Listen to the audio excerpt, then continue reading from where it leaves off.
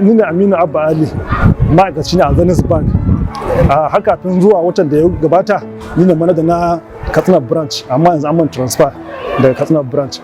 Mun wannan gyaran wannan makaranta mun gyara block of 6 classrooms da rufin shi da fenti da kofofi da tagogi, kuma mun sa desk masu inganci, kujeru wanda yara za su amfani da su.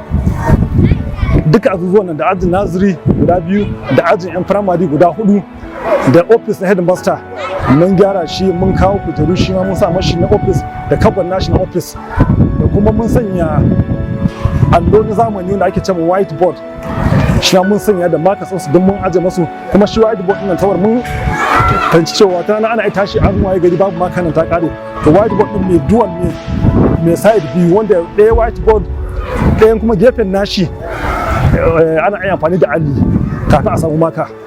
Ga fankoki ga mun sa ina akwai wuta, har wutar provision da generator din mun yi, mun sa musu change over wanda an ka rika generator shi kenan sai amfani da shi.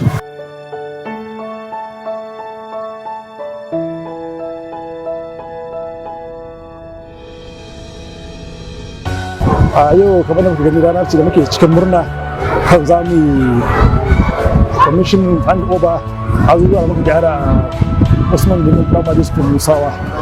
Alhamdulillah wannan aiki mun fara shi a Disamba ɗin ta fara wuce, muka gama shi yanzu cikin January kafin mun yi amfani da lokacin da yara ke hutu domin a samu dan safety. Makasudin abin da sa muka wannan abin saboda Zenith Bank mun yadda da muna kallon education shine abin ci gaba a rayuwa. In ka education yaro ko yarinya don Allah da kai kamar ka ilmantar da al'umma ne. Kuma Zenith Bank alhamdulillah ba wannan bane da farko muka fara, yanzu ne kusan shine aiki na kusan 4 ko 5 a Katsina State da muka yi.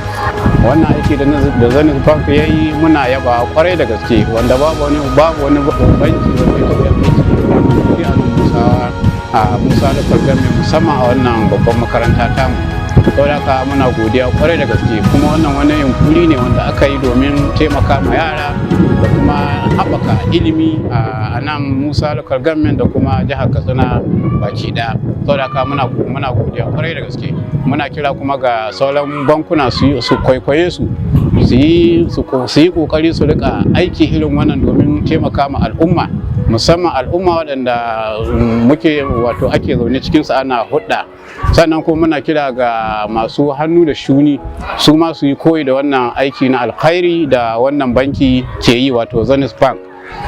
Muna godiya kwarai da gaske, kuma ina kira ga malamai na da sauran malaman dukkan sauran makarantu mai kokari mu maido account din mu a Zenith Bank, domin wannan aikin suka yi mana abin yaba ne kwarai da gaske, domin in na tabbata ba zai tsaya a nan ba, suna nan suna tunani su kai aikin waɗansu makarantu masu matsala irin tamu. Mu dai tamu muna sa ran ta kau, Zenith Bank sun kauda mana matsalar mu insha Allah.